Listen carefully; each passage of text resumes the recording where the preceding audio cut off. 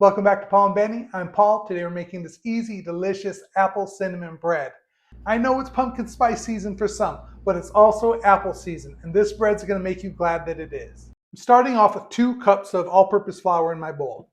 My other dry ingredients are ½ teaspoon of baking soda, 1 teaspoon of salt, and 1½ teaspoons of baking powder. Give that a little stir together and just mix it in with my flour. Easy, right? I'm going to add a teaspoon of cinnamon. So this is a half. So there's 1 teaspoon, 1/2 teaspoon, 1 teaspoon. You can definitely add more if you want it more of a cinnamon bread, but I really want it to be apple cinnamon bread. I'm also adding in ½ teaspoon of ginger. Ginger is pretty potent, so I don't want to put too much, but I think it pairs beautiful with apples. It's right about now that I realize I don't have my whisk. And I don't know where my whisk is. It's not there. It's not there. I mean, it has to be in one of these drawers. So I'll look again. No. Is it in this? No. Ah, where I put it. Right there. Giving the dry ingredients a little whisk to get it well incorporated before it hits the wet ingredients.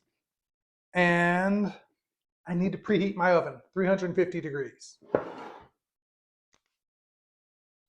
get rid of the dry ingredients.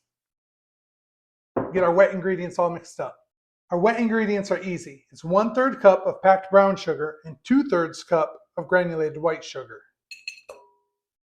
Ooh, hear that brown sugar? It's a little crunchy. Okay, so I'm just gonna break it up a little bit here. Make sure there's no giant clumps.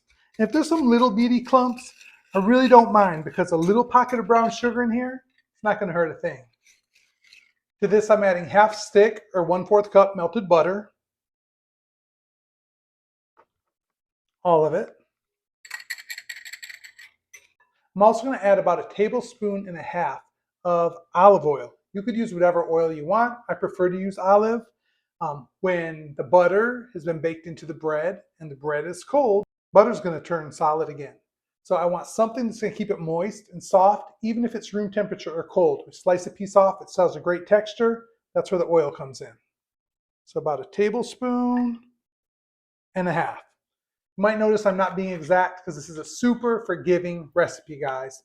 Extra tablespoon of butter, extra tablespoon of oil really isn't going to hurt anything. It's going to be delicious. It's all about the apples and the cinnamon. We're really looking like wet sand down here in the bowl right now, like you're playing at the beach. To this, I'm adding 1 cup of buttermilk. You could use sour cream. You could use yogurt. But I want acid to work with the baking soda. And I want fat and moisture to make it a nice, moist cake. Bread. Let's give this wet a nice mix here. I almost forgot the vanilla. Teaspoon and a half. Maybe more. And the star of our show, 2 Granny Smith apples. I'm not going to peel this. I'm just going to grate it just like I would zucchini bread. Because it's going to be such tiny little pieces and it's going to bake for like 40-45 minutes, I'm not worried about the texture of the skin. If you want to peel it, you can. If you don't want to make a mess, you could grate the apple directly into another bowl or a plate so it doesn't go flying everywhere, but that's an afterthought. Now I'm mixing my dry into my wet ingredients, little at a time here. Don't want to over mix it, I just want it so the dry is all wet. You could absolutely add in some walnuts, some pecans, some raisins, some craisins. I think all of those would be delicious. But I'm just going with what I have today. And apples alone with cinnamon, it's going to be delicious. I've got a loaf pan here. It's glass. You could use metal. But I buttered it and lined it with parchment. I'm going to put this batter to this pan. And I'm sure it's probably only been like 10 minutes total to mix this up. If that, guys. Smooth it out a little.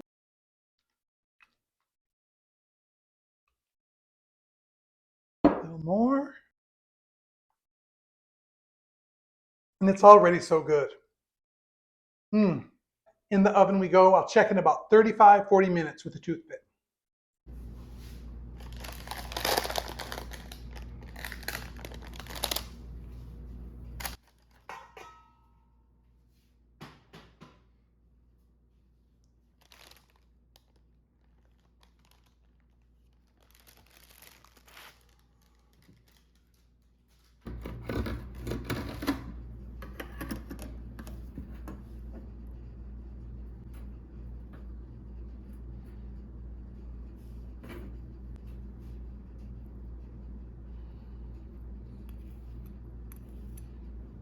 I know it's not everyone's favorite part, but I love the end piece, a little crust to it. Got some butter on there like my grandma used to, and here we go.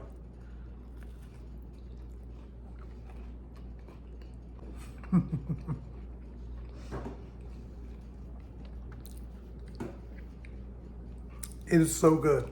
If you're used to more of a store-bought variety, it's a lot sweeter. You could put another half cup of sugar in it. But guys, I think it's delicious just how it is. It's lightly cinnamon. It's lightly ginger. You could definitely make this over the top for a holiday, like for a special occasion. Put a half cup more sugar, put another teaspoon of cinnamon and ginger in it. Really punch it up. But for every day with a cup of tea, a glass of milk, guys, it's so good. You gotta make it. I'm about to go make a cup of tea, but as always, we're grateful for delicious, easy to make, delicious baked goods with seasonal fruits. And apples are so cheap right now this time of year. And of course, we're grateful for you watching.